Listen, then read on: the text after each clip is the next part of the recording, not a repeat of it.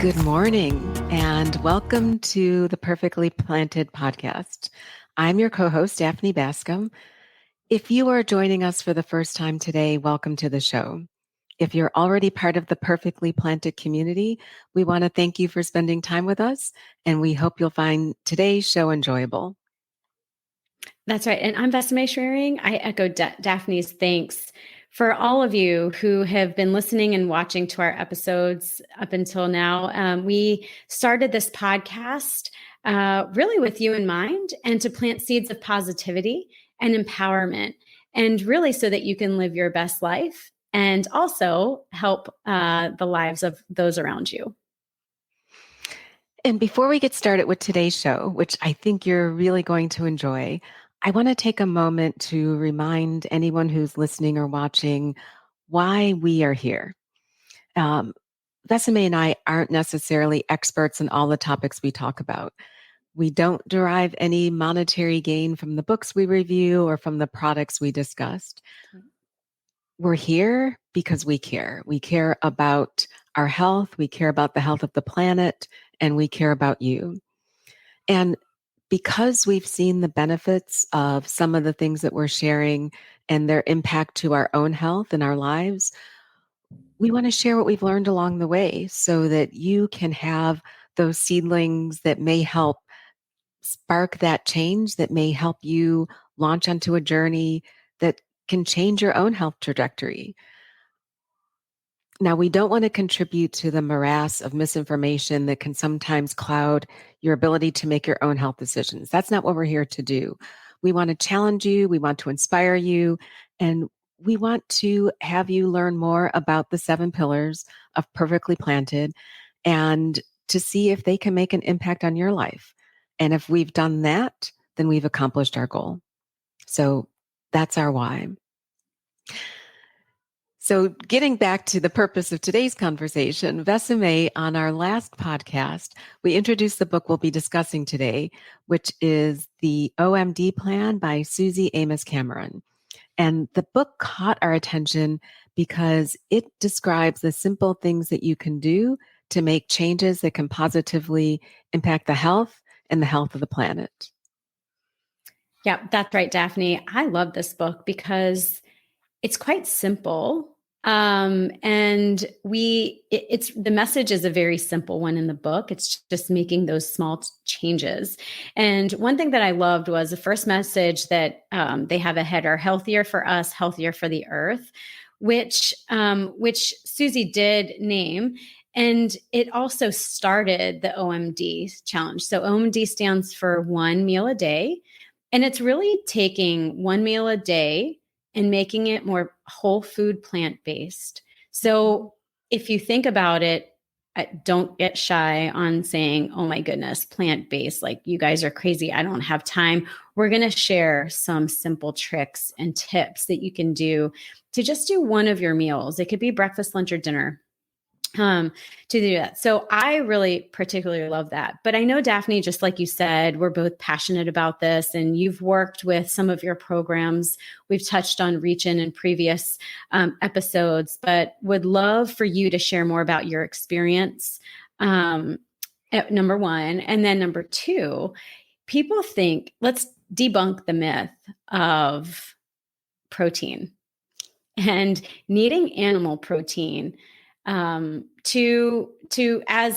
a requirement for your body to have a sustainment, to build lean muscle mass, to just it's a need, just like fruits and vegetables are a need. So I do want to debunk that myth because just recently I was asked, well, how are you getting all your protein? Were you surprised you had that question asked? I wasn't, because I get it all the time. You need to take them to the gym with you and do one of the workouts. I know, that's right. And that's the other thing. I mean, people think that with fitness, like, oh, I need lean protein. So I know you've changed my frame of thought, because I was one of them too. Like, how do you get your protein? So, Vesime, those are good questions. And our messages with Perfectly Planted, I think they mirror a lot of the messages that I derived out of the OMD plan. And it applies to other programs that I've been blessed to work with. first of all, to your first point, you don't need to make large, drastic changes to make a difference in your health or to positively impact the environment. We're really advocating for small changes, and which is why one meal a day is a small change that you can make, that you can add more plants to your plate, and you can also potentially positively impact the environment.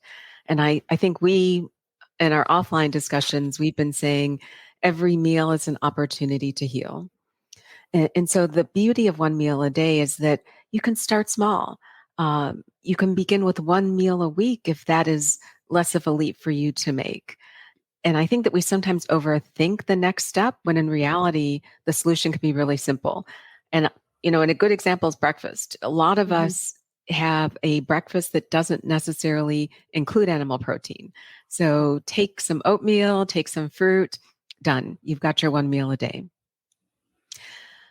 To your second question, protein. And I was there with you. I mean, if anyone goes back to, and it's funny because I actually looked back at when I first started putting videos on YouTube, and it was like 2013, I don't want to say way back when, but it was 9 or 10 years ago. Yeah, some time ago. And, the people that know me historically know that I'm the person that was nibbling on the tilapia in my pocket or the chicken or the steak. So I had the same misconception that I would not be able to be a successful competitor, a successful athlete if I wasn't eating animal protein. But I actually had my best year of competition when I switched to a plant-based nutrition plan. And part of it was that I don't think I needed as much protein as my brain thought. I didn't need 200 grams of protein a day. And I could derive everything that I needed from beans, nuts, legumes, seeds. It was all there. And they were in combinations, they were complete proteins, because that's the other question we often get, that plant proteins aren't complete proteins. But if you eat a combination and a variety of plants, one, you'll be able to obtain all the protein you need to meet your health needs. And if any of you have watched the Game Changers movie, you know that there are a lot of elite athletes, ultra marathoners, football players, elite tennis players that are plant-based. And so that myth is, I don't want to say it's not a myth, but a plant-forward nutrition plan can provide you with all the protein you need, provided that you add variety to what you're eating on your plate. And we can put a link to some of the plant-based resources for protein in the show notes. No, that's great, Daphne, because I think that there's lots of people who think, well, if you're trying to lean protein, that's chicken, fish. Okay, I'll cut out the red meat and I'll limit my carbs, when in reality, it's actually, you don't need to even do that. And I got to a point where I was doing 2 meals a day. All of my meals except dinner were plant-based. And then I was sitting here with chicken tenderloin and vegetables and a little bit of quinoa. And I'm like, why do I even need the chicken here? Like, I don't. And I've said this before, I'm not 100% plant-based yet. It's just been a longer journey. And I think everybody's journey is different. And so just like you said, small changes are really important, and go at your own pace.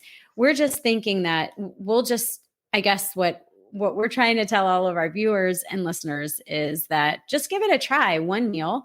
I was listening to Suzy Amis Cameron once, and she was like, I'm just saying, if you're a cereal eater, which I am not a cereal fan, but if you're a cereal eater, put almond milk or any plant-based milk instead of cow milk. And that's your one meal a day. It could be as easy as that. Even it's granola, have something else, the plant-based with it. So it could even be coconut milk-based yogurt with granola and fruit, and make your own parfait. And so there's so many different varieties and options that it doesn't necessarily mean that, oh my goodness, what am I going to do without my scrambled eggs in the morning? And also, a lot of people skip breakfast. And so if we make it easier, I think with this OMD plan, it actually makes you healthier, not only by eating plants, but also making sure you eat properly. So Daphne, I would love for you to share some of the health benefits, because in this book, it talks about the decades of research that have been done. They a number of times have promoted game changers. So I encourage everybody, if you haven't seen it, go watch it. It's on Netflix, I believe, if not Prime Video. So go ahead and check it out. But they talk about the scientific benefits of whole food plant-based diets. And so would you mind just sharing a few that they talk about in chapter 2? Can do. First of all, Dr. Dean Ornish wrote the foreword to this book. And Dr. Ornish is someone who's well respected internationally for the work that he's done probably over the past 40 years as it relates to the net positive benefits that a plant positive nutrition style can have on your health. But chapter 2 of the OMD plan really provides a great overview of many of the benefits of adding plants to your plate. And, there's a growing body of evidence that you can, by adding more plants to your plate, not only add more years to your life, but add more life to your years. And you see some of that manifest in what we were talking about earlier this year in terms of what we see in communities like the Blue Zones. So, first of all, disclaimer number 1, when we talk about adding more plants to your plate, we're not talking about eating crap. And the crap I love eating. this acronym. Yeah. Yeah. It's CRAHP.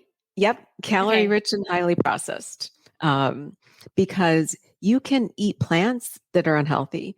And again, just as the meat industry really tried to tell us that you need, and I bought into it for years, chocolate milk after my workout, or I need all of this animal protein.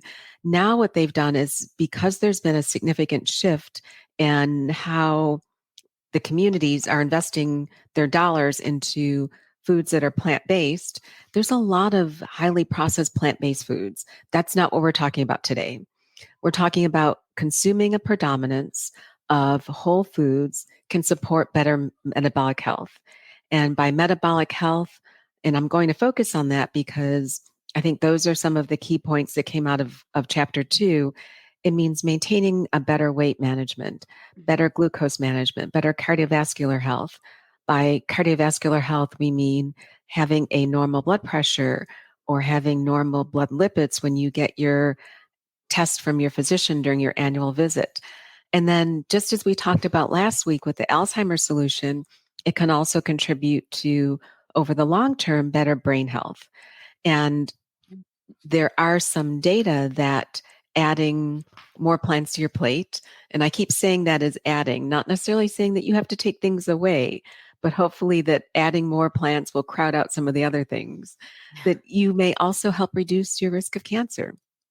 So I think those are some of the key things that are discussed in the OMD plan as it relates to the net positive benefits of plants to the prevention or reversal of chronic disease.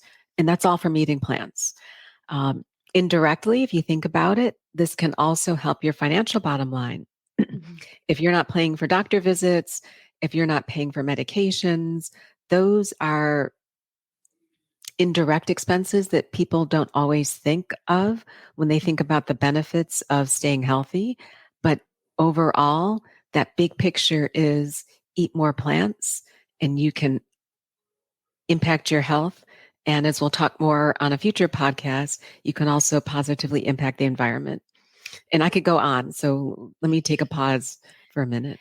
So I want to make 2 comments on that, Daphne. So the chronic illnesses is a big deal, because I feel as though the highly processed, or as you call it, the crap food, is one that's been accepted in our culture and is much more, it's easier, it's affordable. It's, for working families that don't have enough time, it's the go-to, or fast food or takeout, things like that. And what we've emphasized on this with the prior book review, with the 30-day Alzheimer's plan, is try and cook at home. And so how do we make it easier?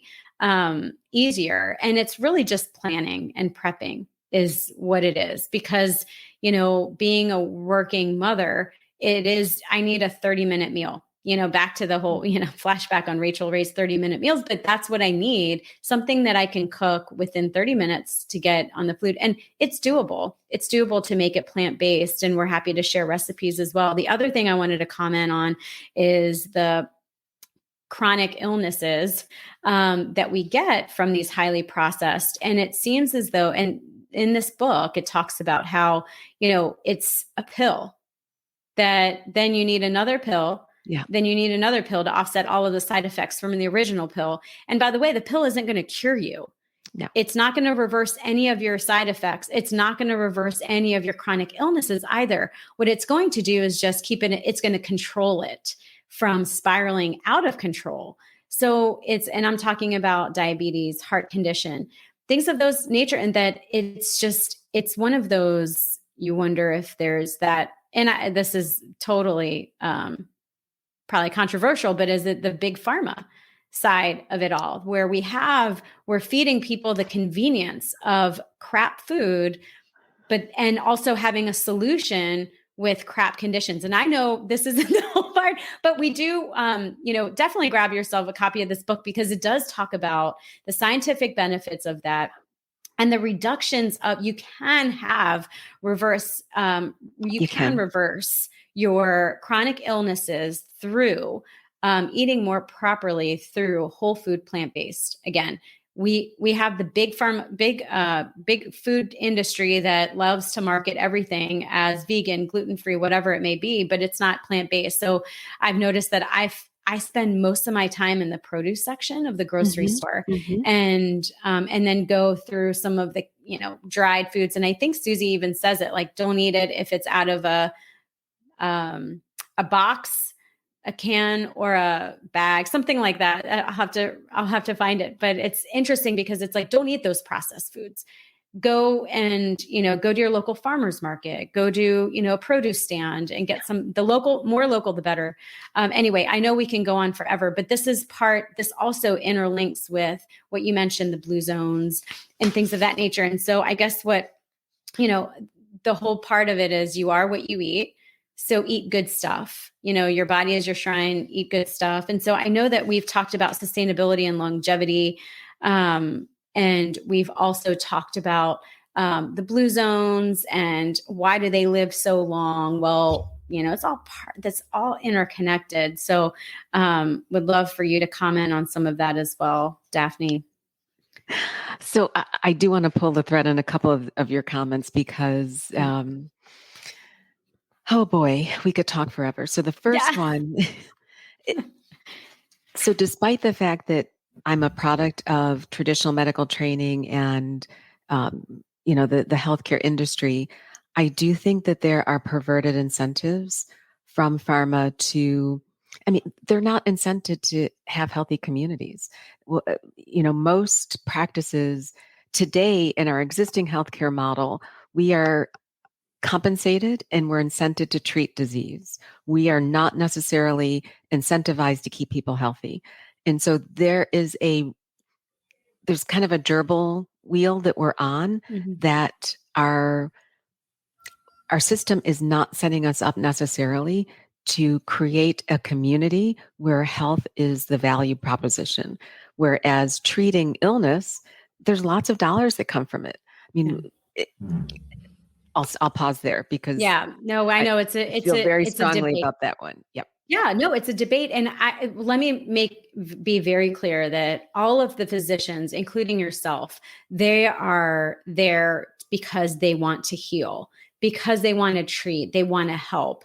But the tools and access to care and things that surround the patient's health is lacking, in my opinion. This is my opinion, you guys. So don't, write me and be like, you're so wrong. But this is my opinion, but it's lacking. And also the coordination of care and communication across within the healthcare system is completely lacking. And I know you and I feel passionate, and that's not necessarily the topic of this discussion, but we want to hear your comments too. So if you have more to add, go ahead and comment on our podcast and we'll address them.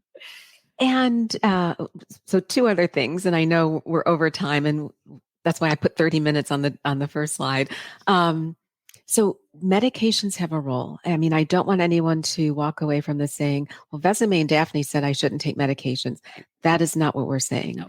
What we're saying is the first step in being healthy is what is health and what do you need to be healthy? Mhm. And the other thing is I also want to make sure that we're clear that not everyone has access to a farmer's market.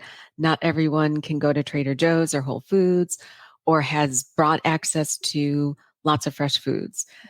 Frozen vegetables are great. That's right. Especially out of season, frozen fruits and vegetables, pull them, put them in your freezer. That way you can have access to them when you need them. The same with, and I agree with you, I don't have children. I'm meal prepping for myself. And so I don't want to say that never have any of the pre-prepared plant-based foods, but it shouldn't be something that you eat every day. And I enjoy trying some of the new things that are coming out because when I look back on, years ago, what was available, even, the plant-based cheeses, which were really not so good. Not good. We've come a long way. Yeah. Yes, they have. So, Melt. the highly processed foods in moderation, and I'm not advocating for them because I still would say that my strong recommendation is to be as whole food plant-based as possible, but trying them out, using them in moderation. I don't like that word. Using them In a limited fashion? infrequently. Yes. Not as Infrequently. frequently. That's Because right. moderation is not Yeah. something that you can measure.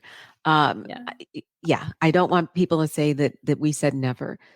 It's not a never to anything. It's understanding what your options are and making choices that are leading you in the direction of better health. That's right.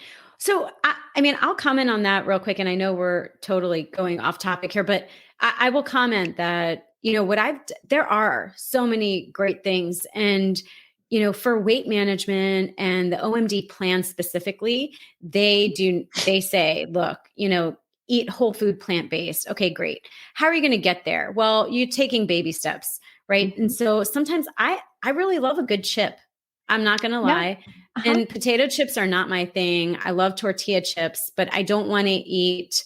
I guess I prefer the cassava flour based. And so I'll try that. But again, I don't eat chips every day because you're still eating chips, even though it's a healthier form or the ingredients are less processed, it's still a chip. So I guess my message to everybody is, all right, in like you said, not moderation, but maybe just portion control what you're going to eat in those events. I think it's doable. And so guac and chips are my thing. I'm going to post a recipe on guac. You guys are going to get probably be like, you're crazy, but I'll post a recipe on guac that I love and it's fresh for the summer, but I need the chips to eat it with, or you could eat it with carrots. But I mean, let's be real, the chip is really the best thing. And so that's where I'll bend the rules a little bit and eat my cassava flour based chips, but not many. Yeah. So not many. So anyway, we've totally gone off topic, but that's something that's very important, I guess. I guess it's making the right choices for you based off of what's doable for you, but still leading to that goal of, okay, what is my end goal? And let's start, backtracking and making baby steps to get you there. Because listen, when you're training for a marathon, the first day, you're not going to run the 26 miles. You have to build up to it, right? Exactly. Or you're going to hurt yourself. And so it's the same thing. It's just on a broader scale. Nope. You're absolutely right. So anyway, I found that this is all very interconnected, Daphne. How we treat ourselves, also how we treat ourselves impacts the planet too. I did want to mention as we start to wrap up is that I do challenge all of our viewers for the next 2 weeks, our viewers and listeners for the next 2 weeks to try OMD, one meal a day, make it plant-based, whole food plant-based. We will share some recipes and ideas on the blog and also through social media. And so that you can give it a try. Also, we'll share some of our favorite places where we we take a look at recipes and try those. And so that you can see the vast variety. It's, somebody, I think Suzy said, eating the rainbow. Yes, it is eating the rainbow, but how do you make it, taste good? Like, what is it? And so there's just so much that you can do. And I'll tell you what, I love a good bowl. So that's one thing I'll mention. So 2 weeks, for the next 2 weeks, let's try OMD. Just one meal a day. It could be breakfast, lunch, or dinner. And you can message us here. You can message us on our Facebook or Instagram page, but let us know what works for you, what doesn't work, or if you have questions, you can reach out to us. And we're happy to try and answer the questions too. And as we shared previously, one of the pillars for Perfectly Planted is live consciously. So on an upcoming podcast, we'll talk a little bit more about some of the messages in the OMD plan that relate to the environment and the environmental impact of what we eat and how we eat. We'll probably go on another mini rant, so be prepared. But didn't want you to think, we talk a lot about nutrition, and I will be honest with you, and I know we've said this before, for many years, was completely disconnected between what I ate and where it came from and how it got to my plate. And making those connections was really eye-opening to me. So I think our next conversation on this topic will be a good one. I agree, Daphne. So with that, we'll wrap up here. Thank you all for taking the time to join us for another Sunday Seedling. We love having you here. Feel free to share this podcast with your loved ones, with friends and family. And also feel free to go ahead and like or subscribe to our channel so you get an alert when a new podcast is published and broadcasted. But we do want to thank you again. And also, please, we mentioned this, that we'll be posting recipes on social media, but also mainly on our blog, which is perfectlyplanted22.com. And we look forward to hearing more comments and feedback of what you would love to hear next. With that, be well, everyone, and take care.